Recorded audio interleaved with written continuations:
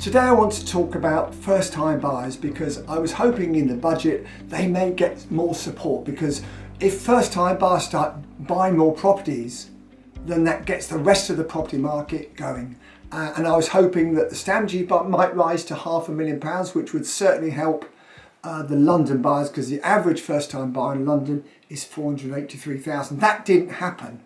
And it's very interesting reading the stats about first-time buyers. So 22% of first-time buyers in 2025 were over 40 years old. First-time buyers over 40 years old. That's an increase of 18% since 2024. And the oldest first-time buyer, would you believe, was 72 years old. 72 years old. They're ambitious, aren't they? Goodness me, 25-year mortgage. They'll be paid off by the time they're in the 90s.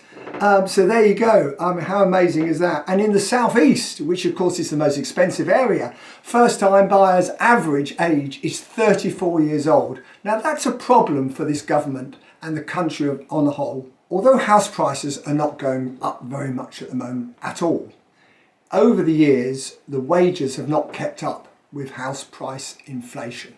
So that means it's harder for people to get on the property ladder, which is a real problem.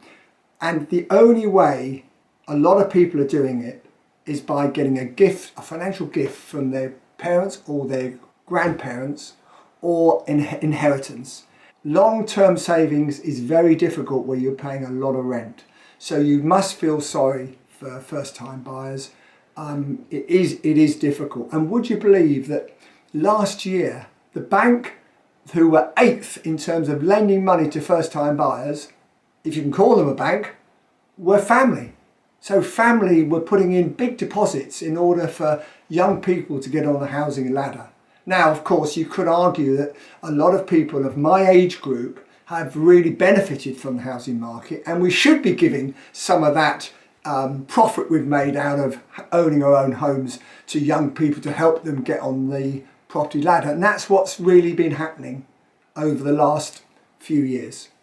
So some people might say, what's the problem? You know, it was hard for us to get on the property ladder when we were young and so on. Well, it was hard, but it wasn't as hard as it is today.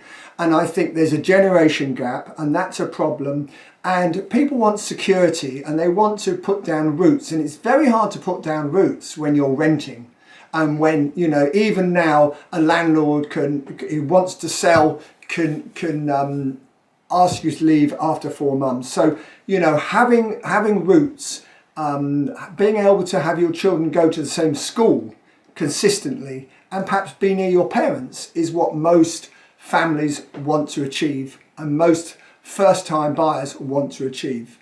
Of course, the other problem is the lack of housing, which is a massive problem. But if you've had 10 million people arrive in this country since 2010, then you can see why that will be a problem. It's a problem for any government, and especially when you've promised to build 300,000 houses a year. And by the way, we need to build 500,000 new houses a year, and you're not achieving the target of 300, then you can see why house prices are the price they are, because there's a scarcity of them. They're not building enough, they're not building in the right areas, and when they do, they're expensive.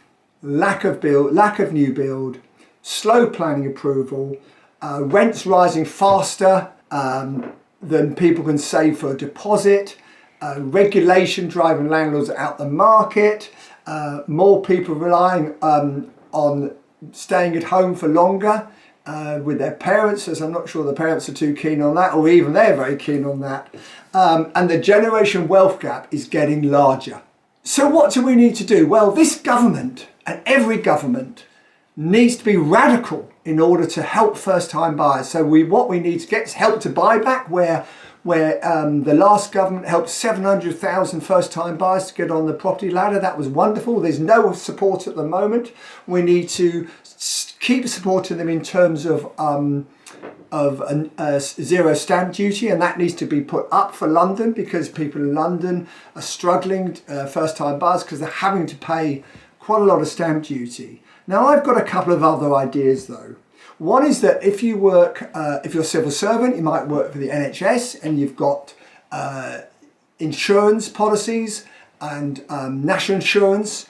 You should be able to borrow against those pensions in order to put a deposit down on a home. That would help greatly in my view, and that's something this government really need to pull their finger out and have a think about. We need to encourage landlords to sell to their tenants as well, perhaps at a discount, and support first-time buyers that way.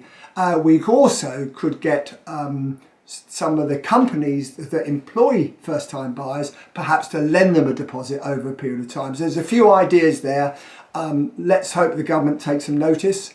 And don't forget my book, Move Right, can certainly help all first-time buyers or anybody looking to buy and sell actually to do it in the correct way without the stress and the worry. So that's available at johnhoweproperty.com.